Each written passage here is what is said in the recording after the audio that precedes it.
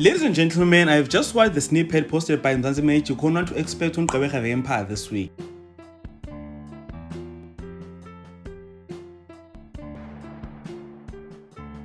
After finding out that Gqeberha is planning on getting married, Gqeberha is still convinced that Gqeberha is planning on proposing to her. Her excitement increases even more when she finds out that Gqeberha organized a ceremony for the family, thinking that her engagement will announce on that event. But unfortunately, Gqeberha changes the whole mood when he announces that NoZuko is pregnant and that he's planning on marrying her.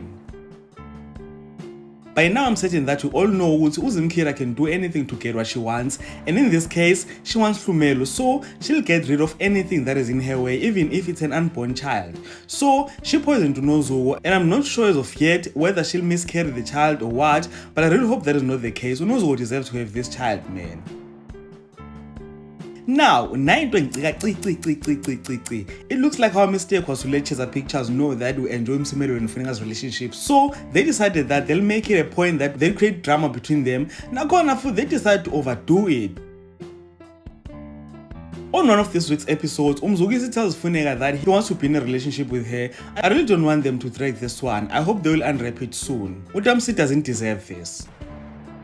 So yeah, ladies and gentlemen, that is what you can expect from Gqeberha The Empire this week. I'm not really watching currently. I'm still waiting for Pule to come back.